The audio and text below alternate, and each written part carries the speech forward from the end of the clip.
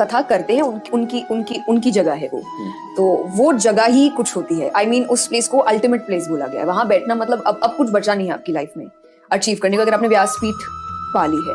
तो जब मैं फर्स्ट टाइम बैठी थी और मुझे पता भी नहीं था फीलिंग क्या होती है, तो बैठते ही जैसे ही स्टार्ट हुआ और मेरे आंसू गिरने लग गए थे। मुझे कुछ नहीं पता बिकॉज मैं बहुत यंग थी उस वक्त, ये इमोशन भी नहीं होते आपके अंदर कि जीत क्या है और सक्सेस क्या है और लोग क्या है। बट बस मुझे रोना आ गया था कि कैसे मैं यहाँ कैसे बैठ सकती हूँ या ऐसे कैसे हो गया। तो वो प्लेस ऐसी है कि वहां बैठने के बाद आई थिंक कुछ होता है, वो कुछ। ये जया किशोरी एक कोई वक्त है? कोई वक्त तो है नहीं। तो फिर इसका बात, इसका कथा सुनना भी नहीं चाहिए। और सुन रहे तो सुना रहे, बहुत पैसा चार्ज करते, 8-10 लाख रुपए चार्ज करते। तो लोगों का तो लगेगा ही कि बहुत पैसा ले रहा है।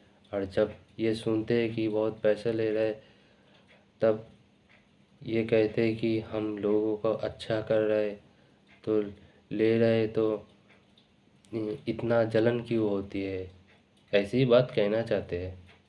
लेकिन ये तो कोई वक्त नहीं, कोई संप्रदाय से नहीं, और ये तो मॉडर्न लाइफ जी रहे। भक्त जैसा दिखता नहीं, बिल्कुल नहीं। कोई सेवा भी नहीं करता है। अनिरुद्धाचार्य, चित्रलेखा देवी, सब कोई ना कोई सेवा करती है और इसका धर्म आचरण होता है, तिलक होता है, कंठी होता है। और इस जया किशोरी के पास कुछ नहीं है। ऐसा लगता है कि कोई हीरोइन व्यासपीठ पे बैठ गए, कथा करने लगे, पैसा ले जाओ, लेके भाग जाओ। ऐसा क्यों? ऐसा नहीं होना चाहिए यार। इंसान भी कैसा है भाई, समझते नहीं है। किस से हम लोग कथा सुन रहे हैं? यूट्यूब पे, मोबाइल पे सुन रहे हो, बात अलग है, लेकिन ये तो पूरा व्यासपीठ पे बैठ गया है। भक्त के, वरिष्ठ भक्त के स्थान पे बैठ गया और कथा सुना रहे, पैसा ले जा रहे। और क्या कह रहे?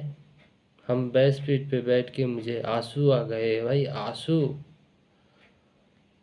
ये तो झंडू बाम की झलक है। आंसू कहाँ है? ये तो नाटक है। दूसरा कोई जो कथा करते हैं उनका ऐसा आंसू नहीं देखा जितना इन्होंने आंसू दिखाया।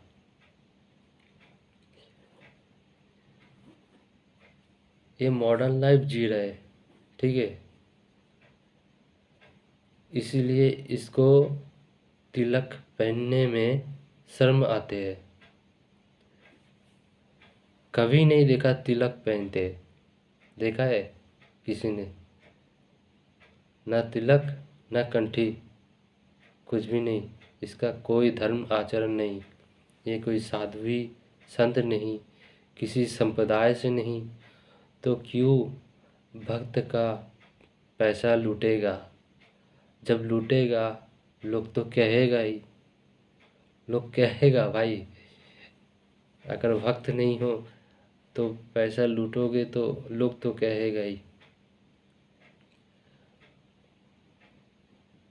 आप जिस रूट पे हो उसका आचरण तो होना चाहिए।